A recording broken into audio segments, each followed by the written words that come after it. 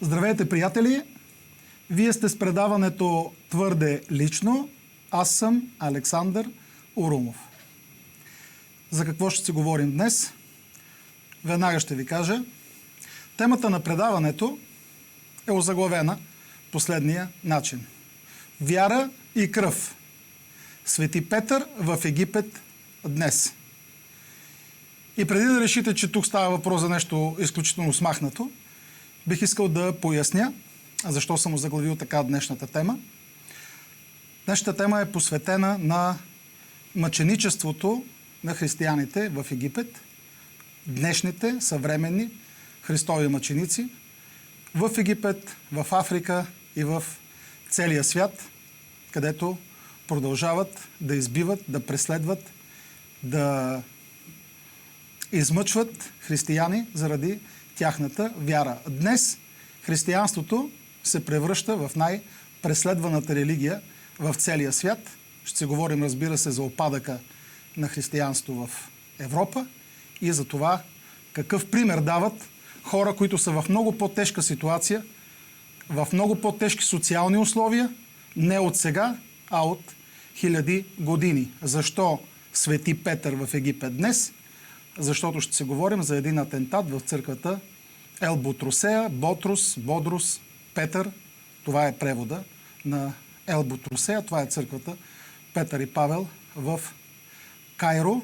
Ще видим и един филм, който имах привилегията да направя преди няколко години и който до сега не е имал своята телевизионна премиера. Така че вярвам, ще ви бъде не само много интересно, много вълнуващо, много размислящо и също така, надявам се, вдъхновяващо от примерите, които ще видим в това предаване и в този брой на предаването. Поканил съм като мой гост, мой уважаван приятел, изключително проникновен изследовател на Библията и, както той самият се определя, догматичен богослов, Димитър Лучев. Добре дошъл! Добре заварил. Благодаря за поканата. Благодаря ти за това, че се отзова. С удоволствие. И започваме разговора за мъченичеството днес с следния въпрос.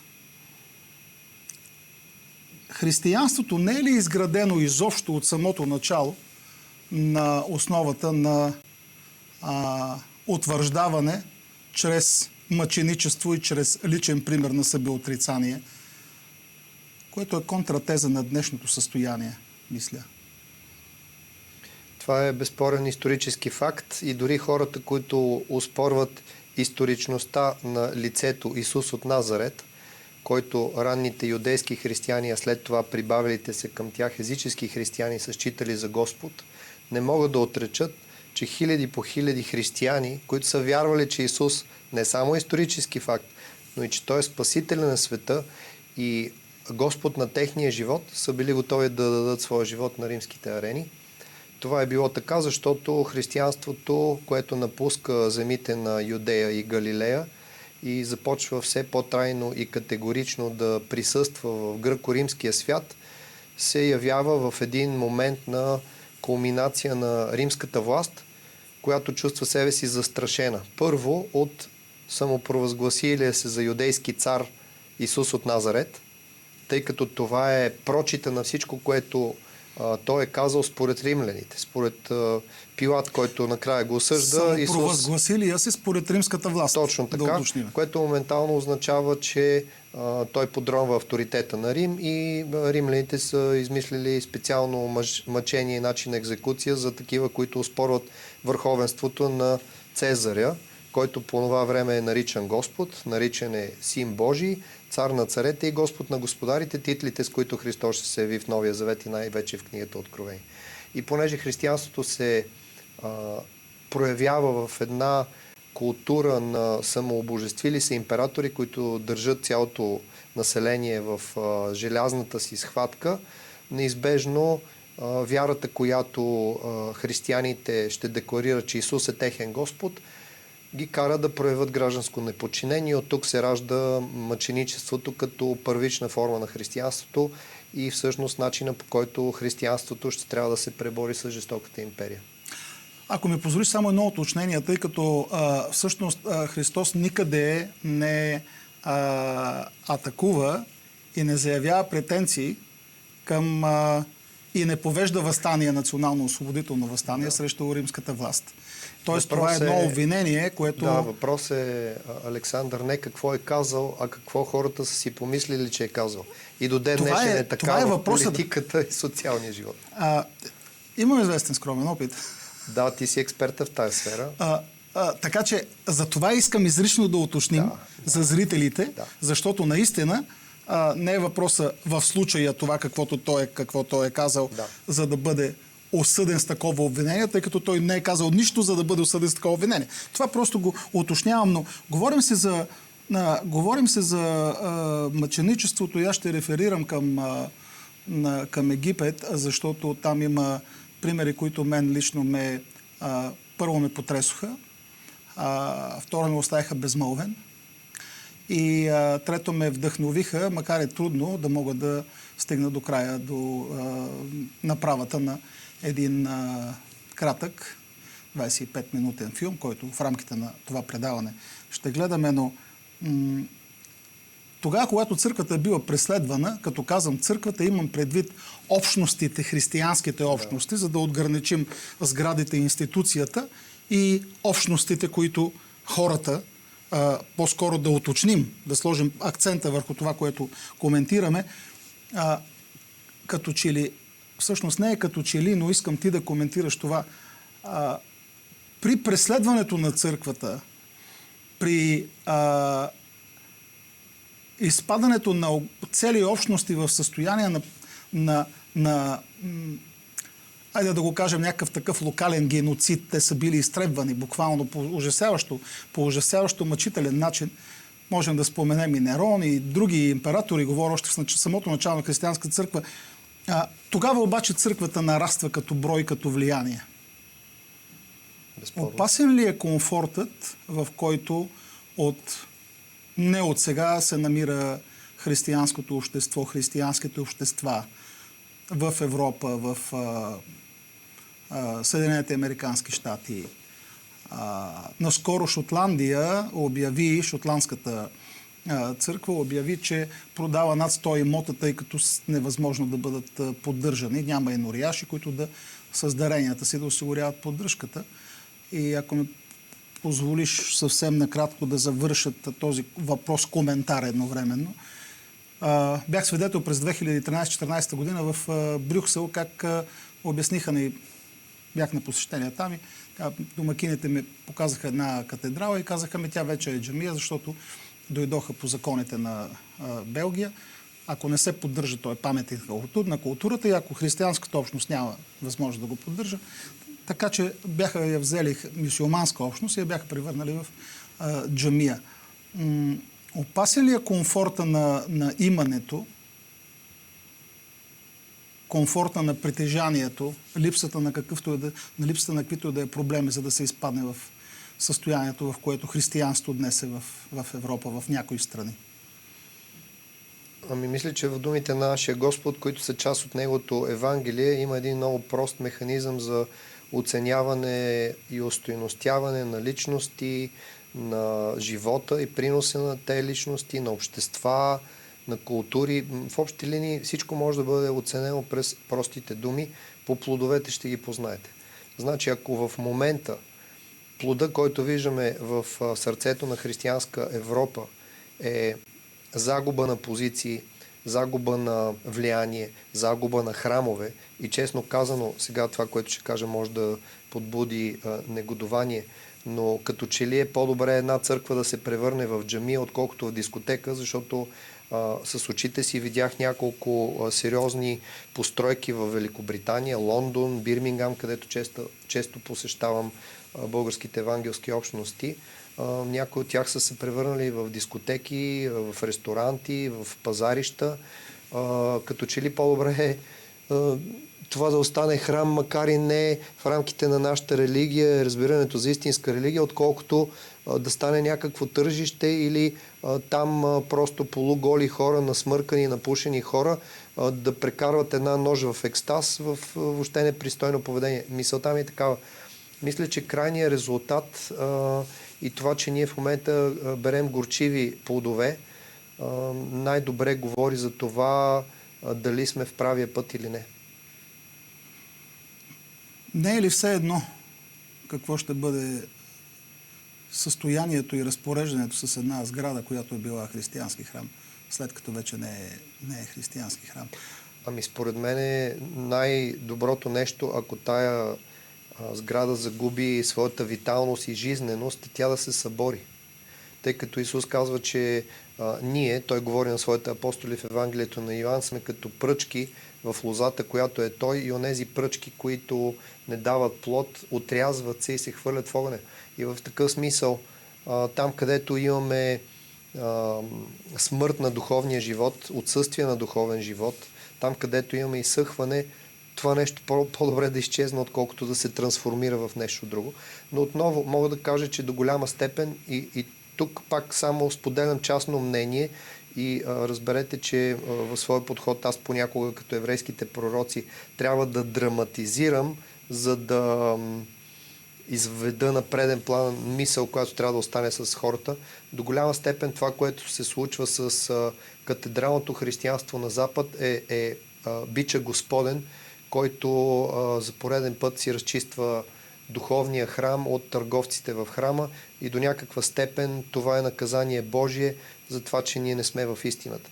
И докато ние развяваме пръст на другите и търсим техните кривини, при условие, че Спасителя ни е забранил да съдиме, всъщност той съди нас, защото Евангелието или по-скоро посланието на апостол Петър говори за това, че Божия съд започва с неговия дом, с домочадието на Бога. В твоите думи виждам повод да си припомним факта, че в древността ранните християни не са се стремели към рая, а се стремяли към това да бъдат в Христовото присъствие, в Неговите принципи, в Неговия дух, с делата си и с мислите си. И това за тях е било рая, дори това физически да означава присъствието им в затвора или други ужасни места. Сега, като че ли има едно наслагване в християнството, като едно, как да кажа, като заимстване от някакви други религии или под влиянието на други религии, за това, че трябва да бъдеш някъде физически, трябва да бъдеш някъде, да не отивам към източни религии и разбирания, за нещо, което е извън теб, за нещо, което е някъде другаде, което отмества личната отговорност. Да. Всъщност, начина по който човек живее и начина по който разсъждава и интегритета, който има, е определящия за това дали си християнин или не. Идеологията определя поведението. И в този ред на мисли, ако ние дадеме други стойности на Евангелието, ние възпроизвеждаме друг вид поведение и присъствие в света. Давам пример. Едно от най-чудовищните неща, които са се случили с думите на Господ Исус Христос, е това, че ако ги сумираме в гръко-римския свят, езическия свят, Евангелието е звучало нещо от този род. Така звучи и до днес, поне в евангелско-протестантските общности, представител на които съм аз. Нямам техния глас или моят глас не е техния глас. Аз тук представлявам себе си и своите умозаключения и убеждения, но Евангелието днес звучи последния начин. Ти имаш безсмъртна душа, но понеже си крайно опорочен, роден в грях, тая душа, ако отиде пред Бога след смъртта на тялото си, тя ще бъде хвърлена в адски мъки. И за да те избегнат тези мъки, Христос, който е платил цената за твоите грехове на кръста преди 2000 години, иска да се покажеш, да се смириш, да го признаеш за Господ, за да може да те допусне в най-хубавия отдел на небето. Там, където е Той и Неговите ангели и където твоята душа ще прекара своята блаженна вечност в райско опиянение. Христос не е проповядвал нищо такова. Такова нещо не може да се намери абсолютно никъде в Евангелието и се изискват неимоверни усилия, за да могат думите на Господа да зазвучат по този начин. Но разбирате, че когато християнската идея излиза от Юдея и Галилея и влиза в гръко-римския свят, тя моментално покълва на основите на езическа култура, която не може да разбере какво са имали предвид евреите, когато са говорили за Царство Божие.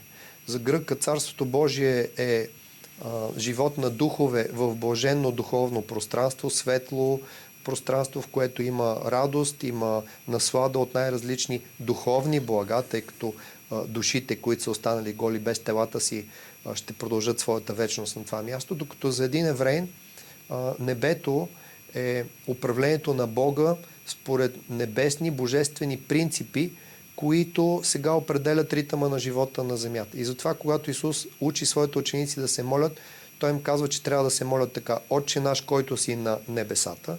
Евреите признават, че има небе и че това е духовна сфера, в която живее Бог и неговите ангели, но това не е сферата, в която човека е създаден да живее и да битува. Това не е неговия дом и никога няма да бъде. Затова и евреите се разделят на хора, които вярват в живота на душата, а други вярват в тоталното умиране, но общата пресечна точка между едните и другите е това, че и едните и другите вярват, че ще има момент, в който Бог ще възкреси всички, ще върне хората в телата им и ще пресъздаде света. Та молитвата Отче наш казва: Отче, който си на небесата, да се свети името ти, да дойде царството ти. Да дойде къде? Там, където е молещия се. Къде е той? На земята. С двата крака на земята.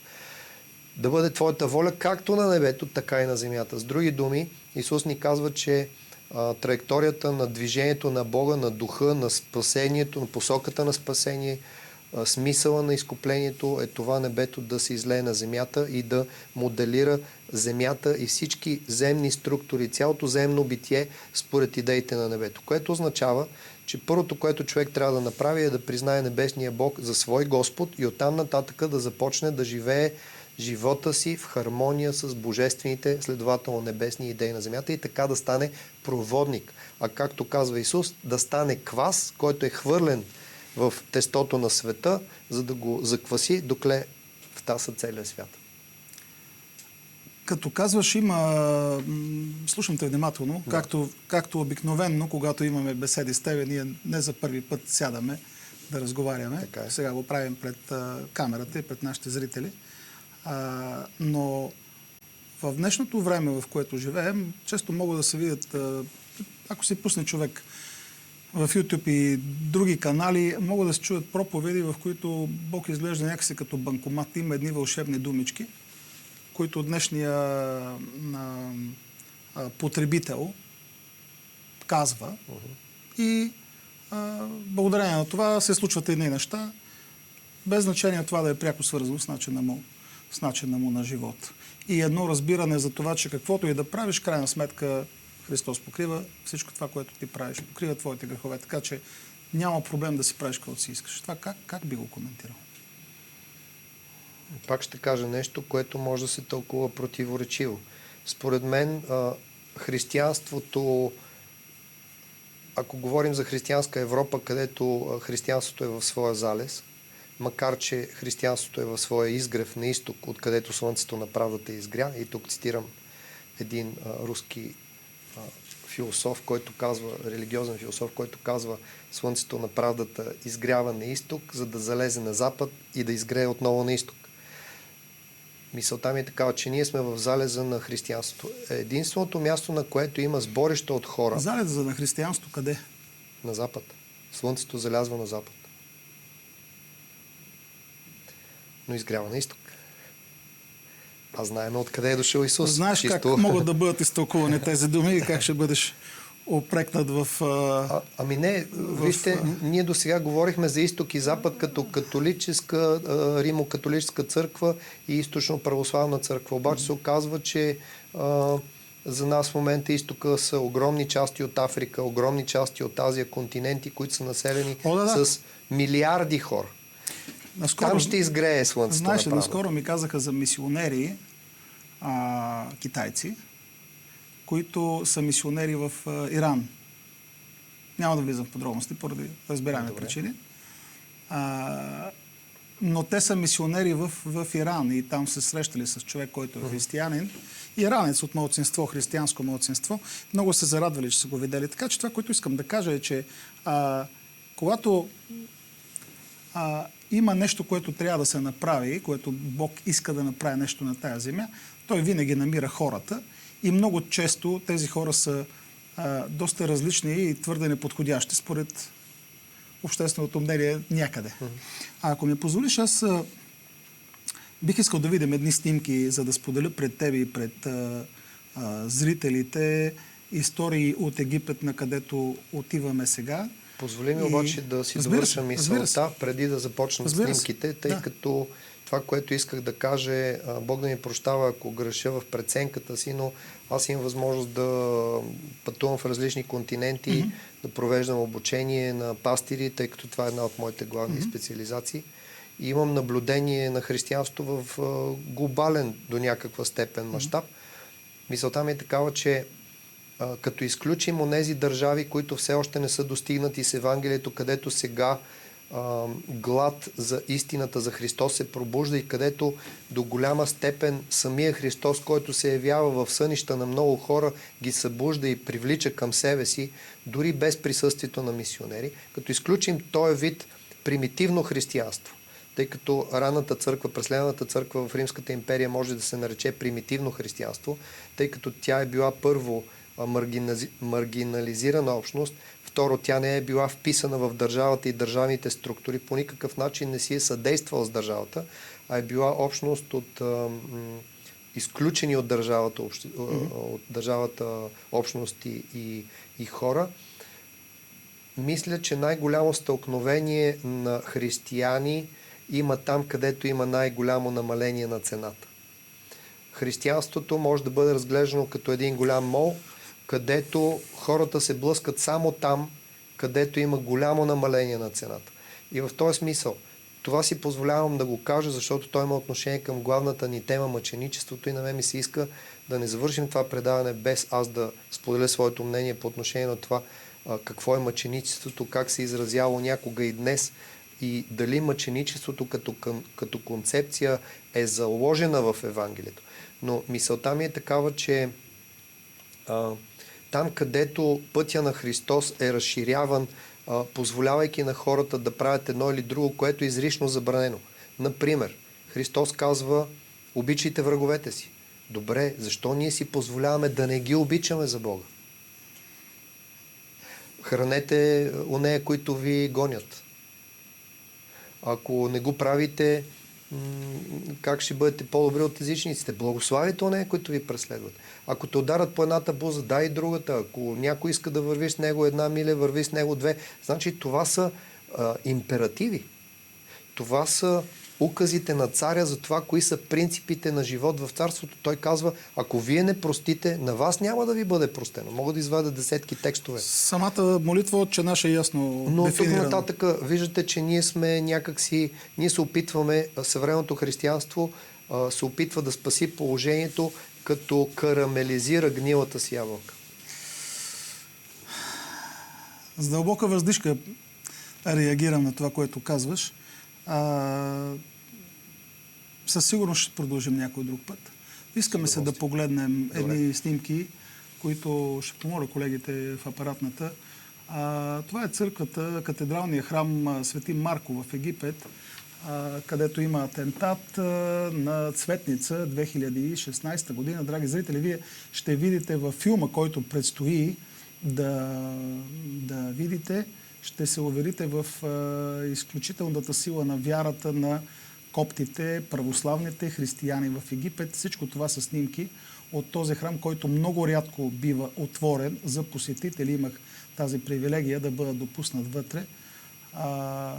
Така че това, което бих искал да ви обърна внимание, то е върху изключителната вяра на коптите, които и днес, носейки буквално кръста на своите ръце, като татуировка, една мъничка татуировка, която те носят, за да е ясно, че те са християни и буквално носейки кръста, те се примиряват с това да бъдат втора ръка хора, тъй като там не биват допускане, благодаря ви, колеги, не биват допускане до много социални позиции, включително в армия, полиция и така нататък. Така че бих искал това, скъпи приятели, да бъде акцента, който е в предаването, което гледате. Мъченичеството. Ще ви разкажа само една история. Тя е на едно момиче, което се казва Марина. Там го срещнах в този храм, на Свети Марко. И си говорихме и я попитах, ти беше ли по времето на атентата на Цветница преди няколко години? Тя каза, съжаление, не. Разбира се, зададох въпроса, защо за съжаление, след като всъщност е спасил живота си. И тя тогава ми каза, защото ако бях на този по време на атентата, сега сигурно щях да бъда при нашия Господ Исус Христос за славата и блаженството на Божия Син. Звучи шокиращо, давам си ясно сметка, но го казвам, защото мисля, че трябва да бъдем конфронтирани в комфорта и в апатията и в, защо не, и в будната кома, в която като християни сме изпаднали.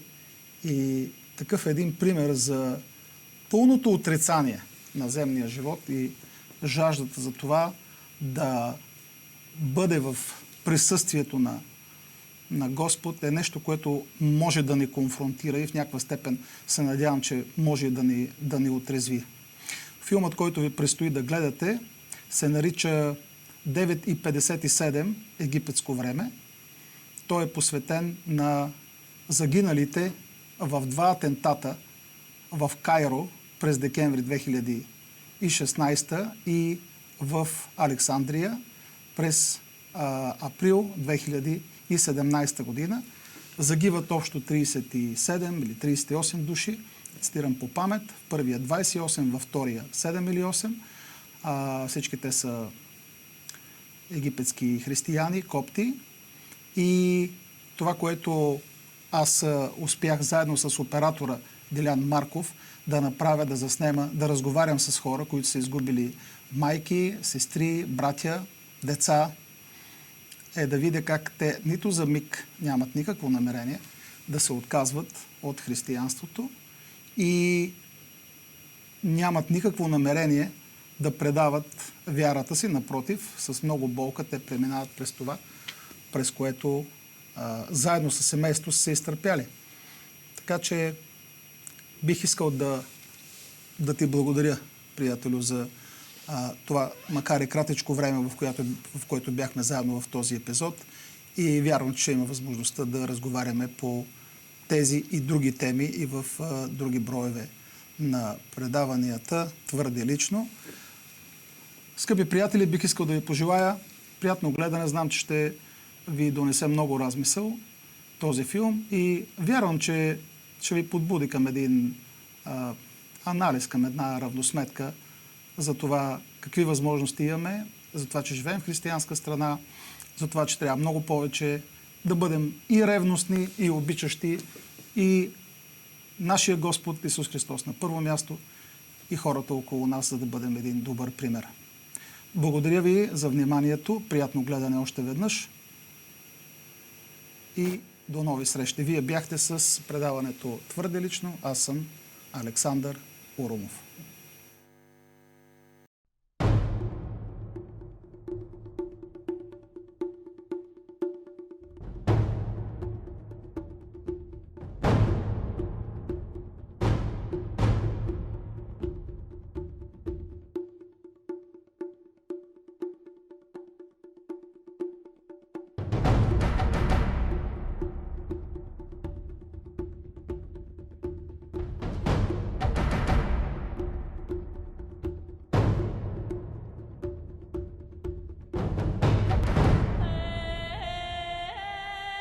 Във връзка с засилената терористична дейност на територията на Египет и въведеното на 10 април 2017 година извънредно положение, Министерството на външните работи на Република България отправя следните препоръки към българските граждани, пътуващи или пребиваващи в Египет.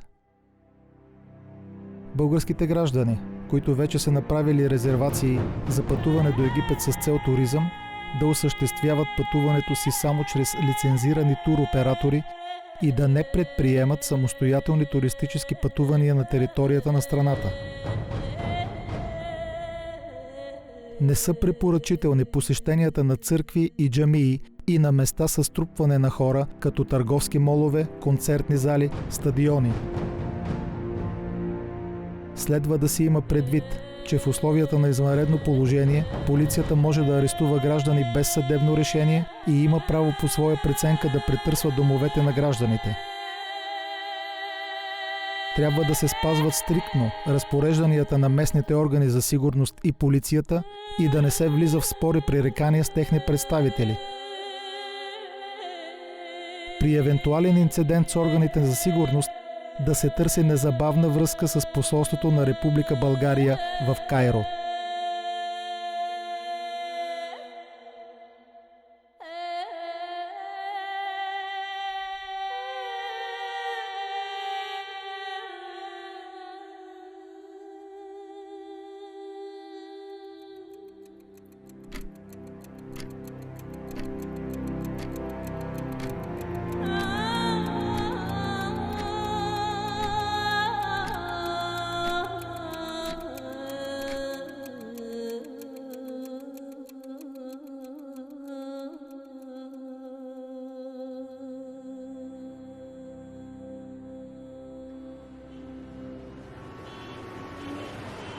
Ако можеш да караш кола в Кайро, значи можеш да караш кола навсякъде по света. В този огромен мегаполис живеят близо 30 милиона души, което е около 1/3 от населението на Египет. Египет, където започва всичко, както гласи туристическият слоган на страната. Всичко в Египет има дълга история, включително и християнството, донесено в тези земи от евангелист Марко. Авторът на едно от 4 Евангелия е не само основател на египетската коптска църква през 1 век след Христа, но и първият мъченик в нейната история. He was not one of the 12 with Jesus Christ. He was one of the 70. He's the first pope in our Orthodox Church, Coptic Orthodox Church in Cairo, in Egypt. He spread goodness in Libya and in Egypt. Saint Mark was killed because he's Christian in the 1st century AD, and his body was in Europe. Then Pope Kyrillos fought a lot to get back his body. От тогава и до сега, през всичките исторически промени, през последните почти 2000 години, християните в Египет не престават да бъдат мишена и прицелна точка на смъртна заплаха.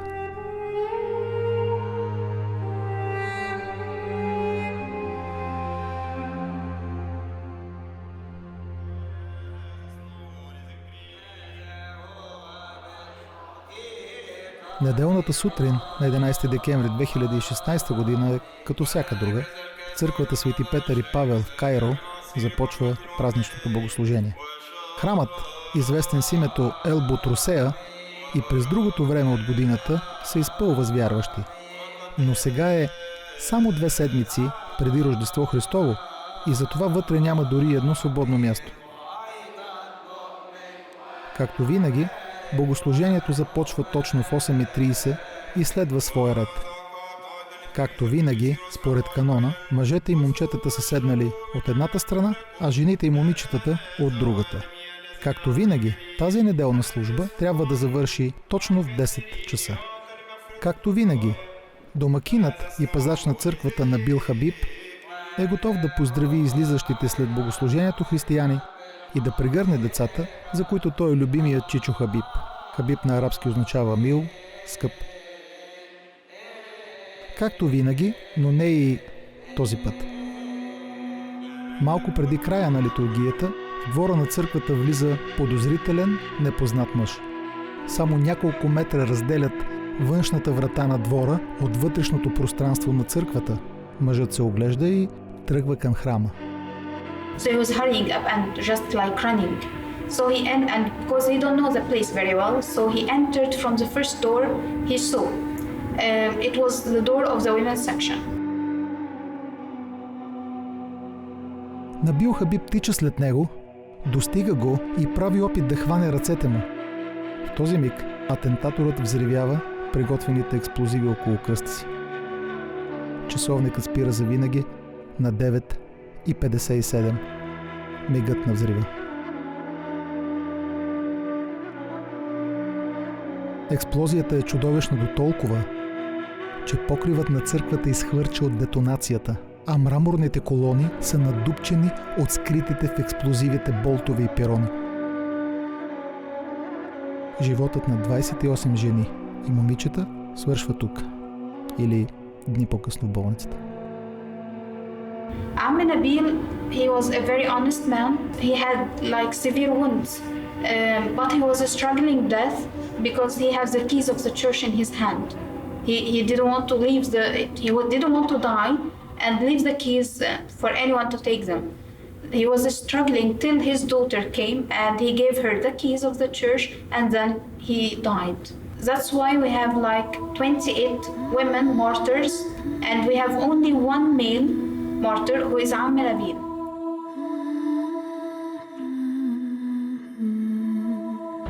بس اللي حصل ان احنا كنا في القداس بنصلي ومحدش طبعا بيبص على حد، احنا واقفين. During praying, we weren't following what's going on. We were talking to God.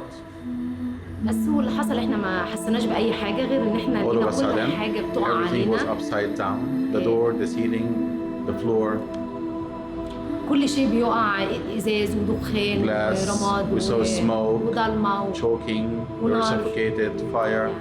حاجات كتير قوي قوي A lot احنا of things we كناش didn't شايفين expect. بعض، انا وبنوتي ماسكين بعض I ومش couldn't see شايفين my بعض daughter, though خالص. she held my hand. I couldn't see her face. الشهيده مارسيل اللي كانت جنبينا دي وقعت علينا. One martyr called Marcel fell on my lap, on my legs. فكنا بنصلي بنطلب ماما العذراء، كنا بنقول يا We were عذراء يا calling نور Saint نوري Mary نور، to لان come احنا and الدنيا ضلمه مش attend شايفين with us. حاجه خالص. وكنت بطلب ماري جرجس، And بنوتي I كانت called بتقول يا Saint ماري George. جرجس. My daughter said, Saint George, come. يعني لقينا نور فج كده علينا. All of a sudden we saw a light in church among the أنا darkness. وبنوتي احنا حسينا ما حدش كان واقف في كل محيط منطقه الستات اللي حصل فيها الحادث دوت غير انا وبنتي. The ده اللي bombing احنا was among the ladies area, and myself and my daughter were there. يعني من كتر الهدوء اللي كان جوه الكنيسه، Then it هدوء was تام جدا silence, جدا. complete silence. بنكلم بعض بشويش خالص خالص لدرجه احنا مش We were عارفين ليه whispering. احنا بنعمل كده. Why? We احنا don't مش know. فاهمين، مش عارفين في ايه. بس والنور نور لنا، العمود النور دوت جه في وشنا، Then we خبط في saw وشنا، light امتد in لحد our الباب. faces till the end of the church. احنا خرجنا على عمود النور دوت، انا ما اعرفش This يعني ده light led حقيقه. us outside the church. We believe it's Saint Mary. يعني احنا خرجنا ازاي وطلعنا ازاي على باب الكنيسه؟ How did we get out? ازاي عدينا على كل الحاجات How اللي did we كانت موجوده؟ pass the bodies of the dead people and the remains of the bombing? I don't know how. بنوتي كان عندها كمان شظات في My daughter ظهرها. had some things in her back from the ما كناش bombings. شايفين اي حاجه We خالص saw غير nothing بعدين at بعد all, كده except later on we knew اكتشفنا ده يعني. what was going on. بس ودانا، وانا كان صدري اتاثر My chest was واتعالجت infected. منه، وداني اتعالجت منها، I got ولحد healed دلوقتي now. بنتعالج انا My وبنوتي. hearing ability was not working well for a while. والحمد لله نشكر ربنا، احنا Thank the مبسوطين Lord. We جدا are very جدا. happy. يعني انا بالنسبه لي For يعني me, حياه جديده تاني. I started a new life. حاسه ان دي حاجه جميله في حياتي. I feel انا this is the مبسوطه most جدا اني كنت beautiful thing موجوده in my اليوم ده في life. I'm الكنيسة very طبعاً. happy to have been here on that day.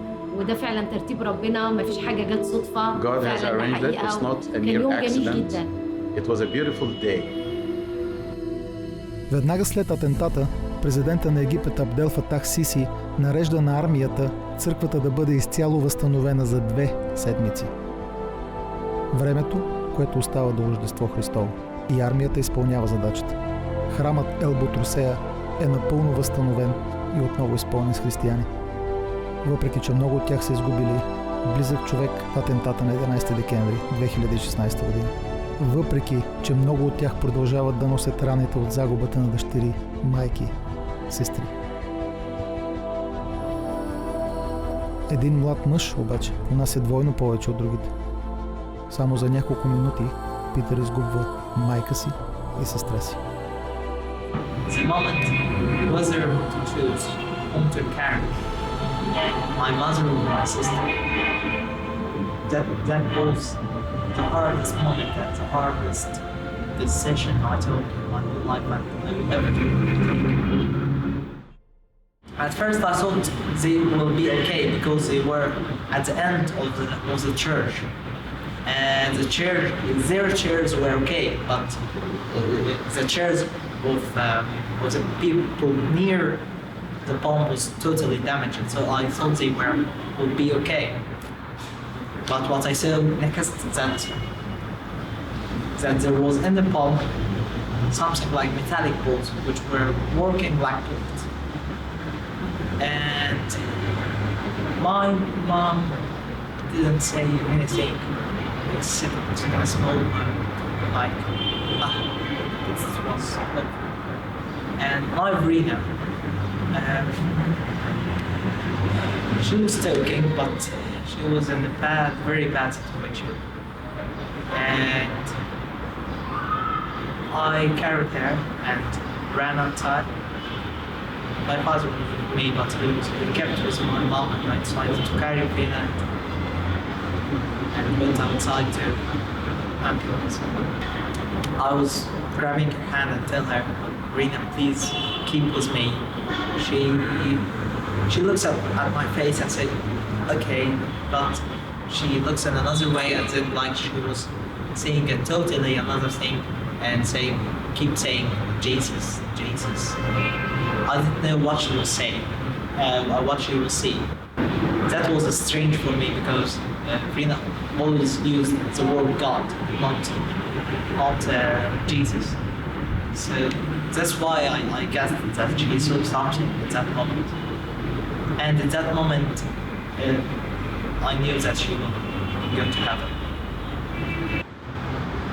I thought before if I can return by time and that day we just don't go to church. But then I thought that I should trust His plan, my life, and their life.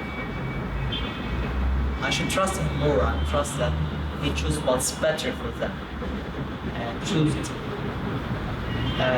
how to go to heaven in glory. And about me, I think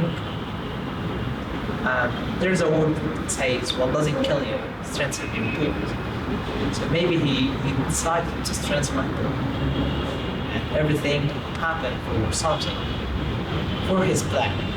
And I trust him.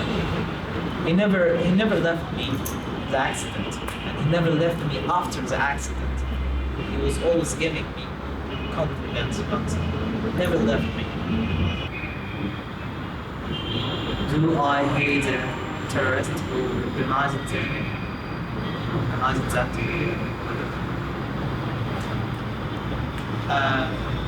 I like to make it to assimilate to another story.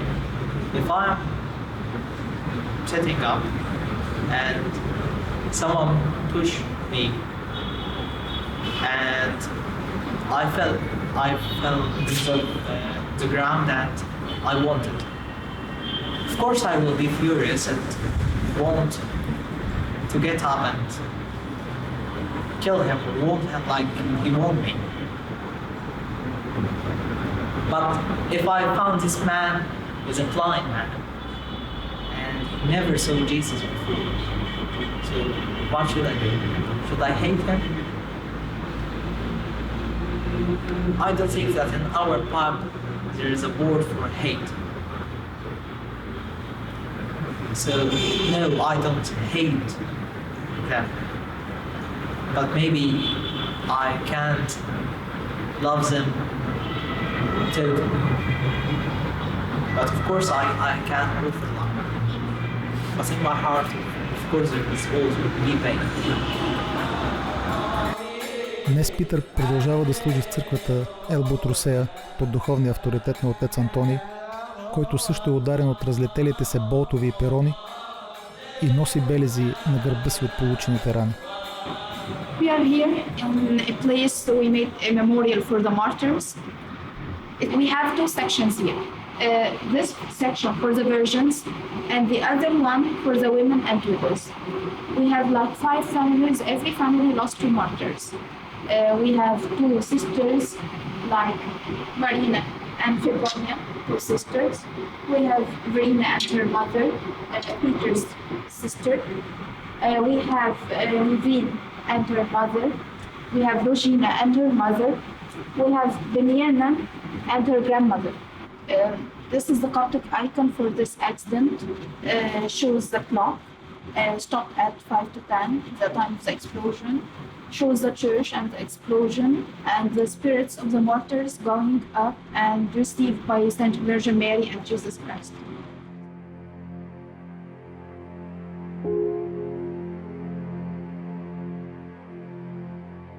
Освен Питър, има още един човек, който продължава своята работа. Доктор Нермин, преподавател в университета в Кайро. В онази сутрин, на 11 декември, в Елбутрусея се моли заедно със своята 10-годишна дъщеря, Маги. Maggie had a very attractive personality. She was a very active child. She had several activities in church, like scout, choral, and theater, of course. She made many plays in the theater, religious ones, of course.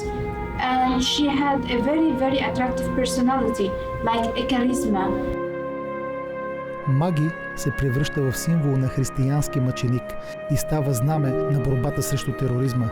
Президентът Абдел Фатах Сиси нарежда президентския самолет да бъде на разположение на Маги и да има готовност да я откара на лечение в Европа при първа възможност, ако лекарите позволят това. Лекарският екип в болницата в Кайро обаче е категоричен. Състоянието на Маги няма да й позволи да издържи полета. Цял Египет се надява да се случи чудо и въпреки тежките рани, Маги да се пребори. In the first days after the explosion, I was not angry. I just was wondering, asking God if He can do it to me, if He can just take Maggie, just leave me without Maggie. I think it's very, very hard, and I can't stand that. So I kept praying to Him just to keep her for me, And day after day pass, nothing changed. I wake up and think that I think that God chose Maggie. He want her. He gave her to me 10 years ago, and she is him. She belongs to him. So I can't change anything. I can't just say to him, no, keep it for me, and I don't want to give her to you. So I changed my prayer. If you take Maggie, just give me the strength. If you take Maggie, just change me. Give me the faith to be with you all my time till I met you and I met Maggie again. I think he's very honest, and he loves me very, very much. He is a good listener, so he listened to me and just gave me the strength I need.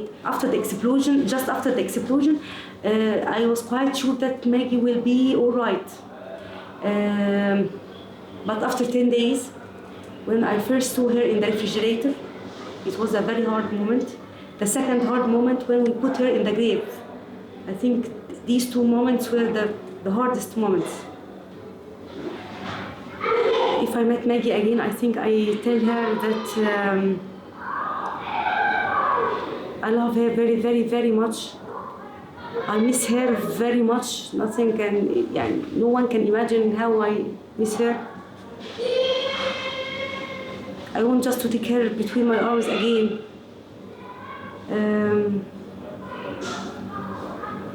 I'm proud of her. I'm proud of her. Every time, even when she was among us, I kept saying to her, I'm proud of you. And I'm now very, very, very proud of her. I refused to wear black after Maggie passed away. I think that heaven is, there's a joy in heaven.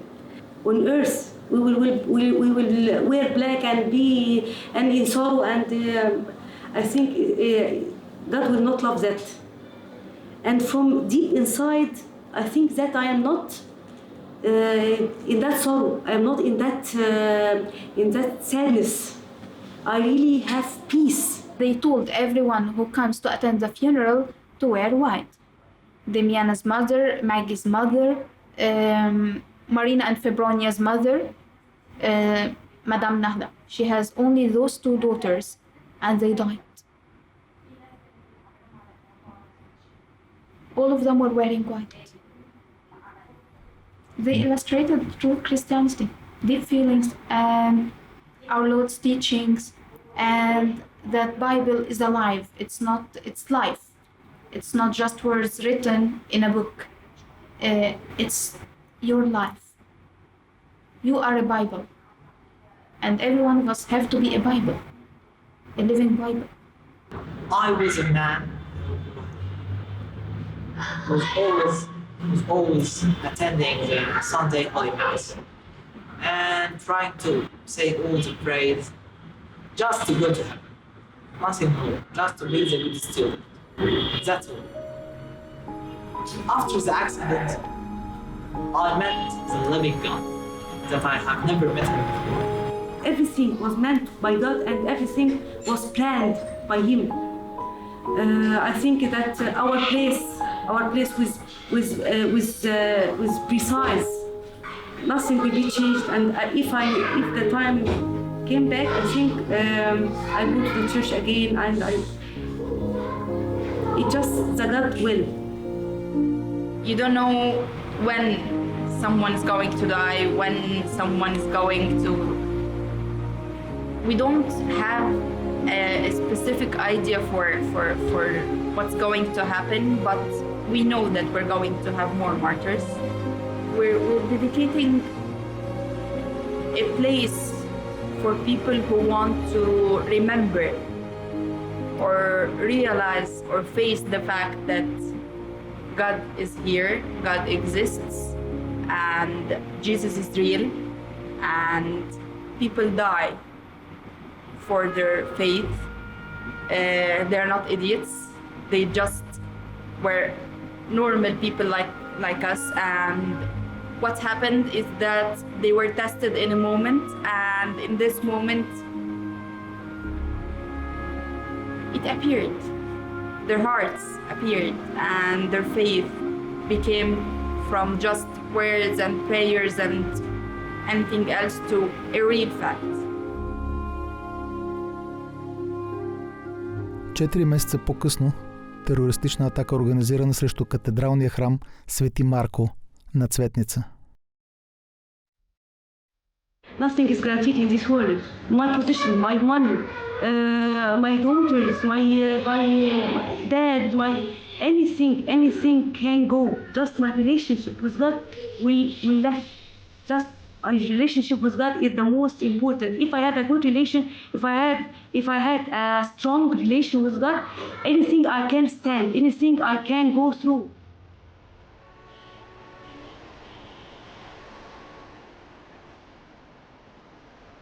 Ако можеш да караш кола в Кайро, значи можеш да караш кола по цял свят.